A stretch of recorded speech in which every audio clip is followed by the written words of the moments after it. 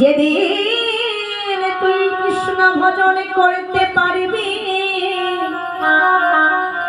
যেদিন তুই ভজন সাধনায় সিদ্ধি লাভ করতে পারবি, সিদ্ধি লাভ করিতে পারিবি, সেদিনই তুই আমাকে তোর বাবা বলে পরিচয় দিবি।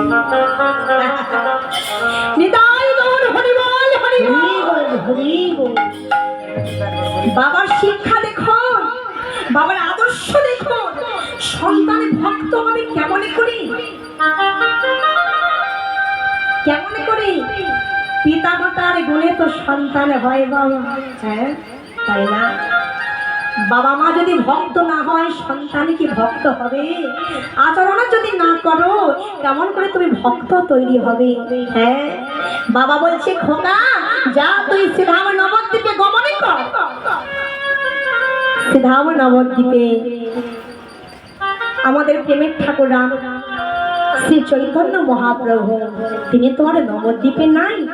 নবদ্বীপে তাঁর অনেক অন্তরঙ্গ শিষ্য আছে, যার নাম হলো হৃদয় চৈতন্য ঠাকুর। শোনে বাবা দুঃখী, সেই হৃদয় চৈতন্য ঠাকুরের কাছ থেকে তুই দীক্ষা গ্রহণ করবি, আর আমাকে তুই কথা দিই যেদিন তুই কৃষ্ণ ভজনে করতে পারবি, ভজন সাধনায় সিদ্ধি লাভ করতে পারবি, সেদিন আমাকে তুই তোর বাবা বলে পরিচয় দিবি।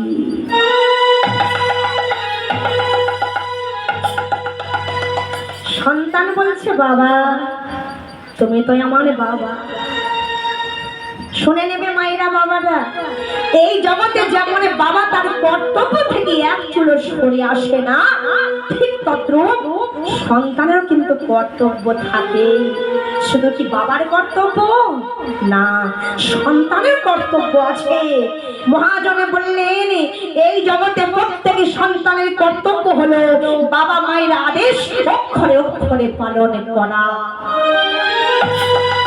যদি হয় না কল্প তরু, যদি হয় না কল্প তরু, পিতা মাতা হয় পরম গুরু, পিতা মাতা হয় পরম গুরু, এই তো গুরু মুখের কথা, এই তো গুরু মুখের কথা।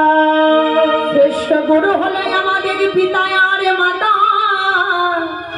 সেই গুরুর চরণে আমরা সকলে নয় মাথা, সেই গুরুর চরণে আমরা সকলে সকলে নয় মাতা। স্বর্গ হইতে পিতা উচ্চ মানে গুণে, পৃথিবীর অধিক গুরু হন্ত জননী, পৃথিবীর অধিক গুরু হন্ত জননী। মায়ের পালিত দেহ জন্ম যাহা হইতে, মায়ের পালিত দেহ জন্ম যাহা হইতে, কোটি কোটি জন্ম ধরিয়া কেহ পারে না, পিতা মাতার ঋণ শোধ করিতে। কোটি কোটি জন্ম ধরিয়া কেহ পারে না, পিতা মাতার ঋণ শোধ করিতে। শাস্ত্রে বলেছে দেখো বাবা মা কি বস্তু, বাবা মা কি রত্ন, একবার জেনে না। স্বর্গ হইতে পিতা উচ্চ মানে গুণী, পৃথিবীর অধিক গুরু হন্ত জননী। মায়ের পালিত দেহ জন্ম যাহা হইতে কোটি কোটি জন্ম ধরিয়া কেহ পারে নাই পিতা মাতা ঋণ শোধ করিতে। শুধু কি তাই বাবা, শাস্ত্রে আরো কত কিছু বললেন। মাতৃভানি গুরুতরা, পিতা উচ্চ গগনদপি, মায়ের সমান গুরু নাই এই ত্রিভুবনে। পিতা উচ্চ গগন হতে কহে জ্ঞানী জনে, দান করো, ব্রত করো, পূজা করো, তীর্থধাম করো, যে কর্মই করো ঘরে আছে তোমার বৃদ্ধ পিতামাতা, ঘরে আছে তোমার আসল ভগবান। সেই ভগবানকে উপেক্ষা করে যদি তুমি ব্রত করো, তীর্থ ধামে করো, পূজা করো, তোমার সমস্ত কর্মই কিন্তু বৃথা হয়ে যায়। নিতাই গৌর নিত্যানন্দ, হরি বল, হরি বল, হরি বল, হরি বল। তাই মহাজনে বললে, যদি হয় রে কল্প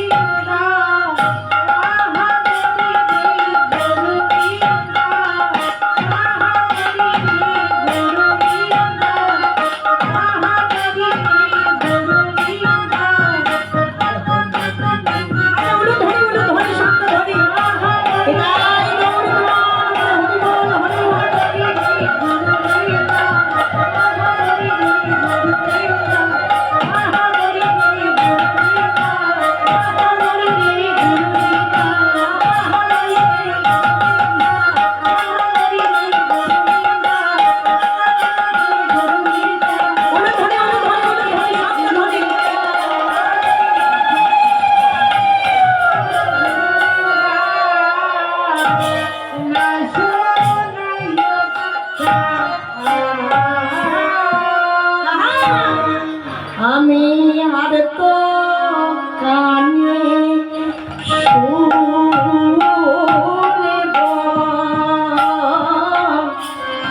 শুনব না রে,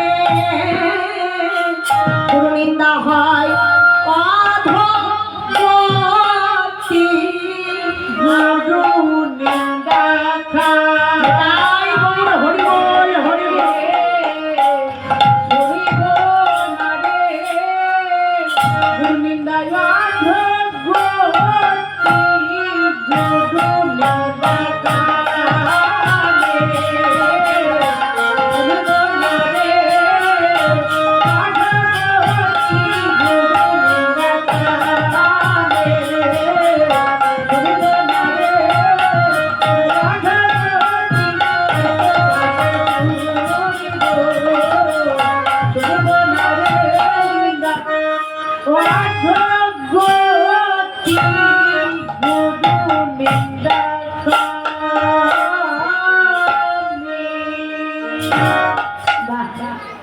তাহলে মায়েরা, যেমন বাবা মায়ের কর্তব্য থাকে সন্তানের প্রতি, প্রত্যেকের সন্তানের কর্তব্য থাকে বাবা মায়ের প্রতি।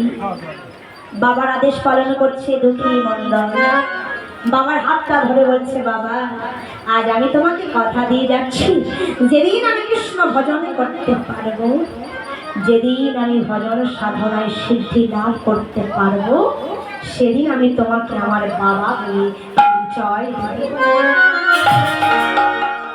দুঃখী আমারে ছুটে চলেছে কৃষ্ণ ভজনের পথে।